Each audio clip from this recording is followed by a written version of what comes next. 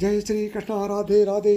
भगवान श्री कृष्ण ने कहा है, एक याद रखना, अगर बुरे लोग सिर्फ समझाने से समझ जाते तो बांसुरी बजाने वाला कभी महाभारत नहीं होने देता।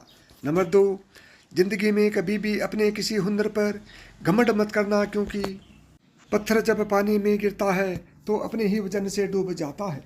नंबर 3, अच्छे लोगों की कृष्ण परीक्षा बहुत लेता है परंतु साथ नहीं छोड़ता, और बुरे लोगों को कृष्ण बहुत कुछ देता है परंतु साथ नहीं देता। नंबर 4, अगर भगवान तुमसे ज़्यादा इंतजार करवा रहे हैं तो तैयार रहना, वो उससे कहीं ज़्यादा देने वाले हैं जितना तुमने मांगा है। नंबर 5, ऊपर वाले की न्याय की चक्की धीमी जरूर चलती है, लेकिन याद रखना ये पिश्ती बहुत अच्छे से है। नंबर 6, कर्म का फल व्यक्ति को उसी तरह ढूंढ लेता है जैसे कोई बछड़ा सैकड़ों गायों के बीच अपनी माँ को ढूंढ लेता है। नंबर 7, इतिहास कहता है कि कल सुख था, विज्ञान कहता कि कल सुख होगा, लेकिन धर्म कहता है कि अगर मन सच्चा है और दिल अच्छा है तो हर रोज सुख होगा। नंबर 8, बहुत विनम्रता चाहिए रिश्तों को निभाने के लिए, छल कपट से तो सिर्फ महाभारत रची जाती है। नंबर 9, बुरे कर्म करने नहीं पड़ते हैं, हो जाते हैं, और अच्छे कर्म होते नहीं, करने पड़ते हैं। नंबर 10, जिंदगी में 2 लोगों का होना बहुत जरूरी है, एक कृष्ण जो ना लड़े फिर भी जीत पक्की कर दे, दूसरा कर्ण जो हर सामने हो फिर भी साथ ना छोड़े। नंबर 11, अज्ञानी व्यक्ति स्वयं के लाभ के लिए कार्य करते हैं, जबकि बुद्धिमान लोग विश्व के कल्याण के लिए कार्य करते हैं। नंबर 12, आपके मन को अगर आप अपने वश में नहीं करेंगे तो वो आपके दुश्मन की तरह काम करना शुरू कर देगा। नंबर 13, अहंकार करने पर इंसान की प्रतिष्ठा, वंश और वैभव तीनों ही चले जाते हैं। विश्वास ना हो तो रावण, कौरव और कंस का अंत देख लो।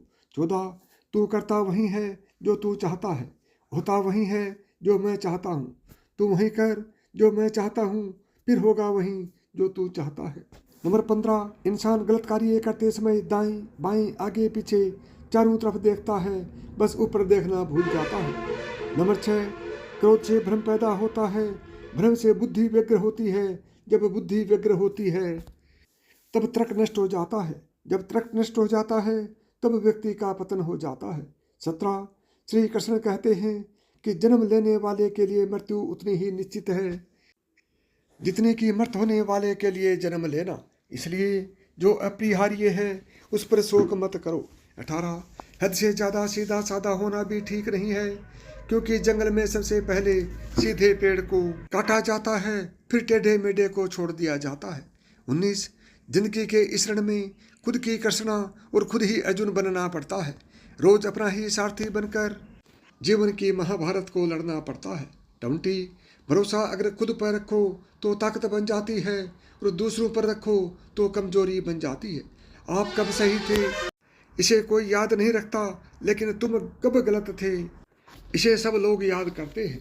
21, हर किसी के अंदर अपनी ताकत और अपनी कमजोरी होती है, मछली जंगल में नहीं दौड़ सकती और शेर पानी में राजा नहीं बन सकता, इसलिए अहमियत सभी को देनी चाहिए। 22, अच्छी किस्मत के लोग थोड़ा भी बुरा होने पर भगवान को कोसते हैं, और बुरी किस्मत के लोग थोड़ा भी अच्छा होने पर भगवान का स्मरण और धन्यवाद करते हैं। मैं सभी प्राणियों को समान रूप से देखता हूँ, ना मुझे कम प्रिय है ना अधिक, लेकिन जो मेरी प्रेम पूर्वक आराधना करते हैं वो मेरे भीतर रहते हैं और मैं उनके जीवन में आता हूँ। 24, सदैव संदेह करने वाले व्यक्ति के प्रसन्नता ना इस लोक में है ना ही कहीं और। 25, आत्मा न जन्म लेती है न मरती है, ना ही इसे जलाया जा सकता है, ना ही पानी में गिला किया जा सकता है। आत्मा अमर और अविनाशी है। 26, आत्मा पुराने शरीर को वैसे ही छोड़ देती है जैसे मनुष्य पुराने कपड़ों को उतार कर नए कपड़े धारण कर लेता है। 27, मेरे भी कई जन्म हो चुके हैं, तुम्हारे भी कई जन्म हो चुके हैं, ना तो यह मेरा आखिरी जन्म है और ना ही तुम्हारा आखिरी जन्म है। 28, मोहग्रस्त होकर अपने कर्तव्य के रास्ते से हट जाना मूर्खता है, क्योंकि इससे ना तो तुम्हें स्वर्ग की प्राप्ति होगी और ना ही तुम्हारी कीर्ति बढ़ेगी।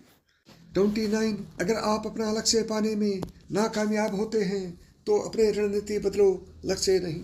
नंबर 30, प्रत्येक मनुष्य अपने विश्वास से निर्मित होता है। जैसा वो विश्वास करता है वैसा ही वो बन जाता है। 31, श्री कृष्ण कहते हैं कि अपनी माँ का ख्याल रखा करो, क्योंकि इस संसार में सिर्फ वही है जो कि आपसे सबसे ज़्यादा प्यार करती है और आपको कभी भी दुखी नहीं देखना चाहती है।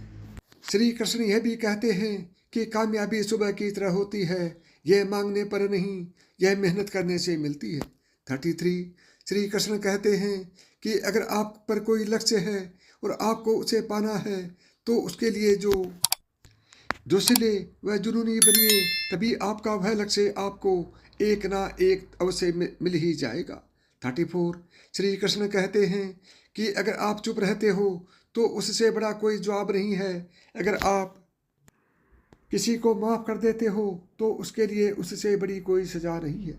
35, श्री कृष्ण कहते हैं कि खुद को कभी भी इतना कमज़ोर मत होने देना कि आपको दूसरे के एहसास की ज़रूरत पड़ जाए। 36, श्री कृष्ण कहते हैं कि जीत और हार आपकी सोच पर ही निर्भर करती है। अगर आप लोग ठान लो तो जीत होगी तो आपकी निश्चित ही जीत होगी, और आप मान लो कि हार होगी तो आपकी हार ही होगी। 37, श्री कृष्ण कहते हैं कि मैदान में हारा हुआ इंसान फिर से जीत सकता है, लेकिन अगर कोई इंसान मन से हार जाए तो वह कभी नहीं जीत सकता है। 38, श्री कृष्ण कहते हैं कि किसी भी कीमती चीज़ को उठाने के लिए हमेशा झुकना ही पड़ता है। उनमें से एक माँ और पिता का आशीर्वाद भी होता है, जिसे पाने के लिए हमें झुकना ही पड़ता है। 39, श्री कृष्ण कहते हैं कि स्वार्थ से रिश्ते बनाने की कोशिश की जाए तो वह कभी नहीं बनते। इसी प्रकार अगर आप उन्हीं रिश्तों को प्रेम से बनाते हो तो वह प्रेम से बने हुए रिश्ते कभी नहीं टूटेंगे। 40, श्री कृष्ण कहते हैं कि इंसान को फल की अभिलाषा छोड़ देनी चाहिए। जो व्यक्ति इसी प्रकार फल के अभिलाषा छोड़कर कर्म करने पर ध्यान देता है, वही व्यक्ति अपने जीवन में एक सफल व्यक्ति बन पाता है।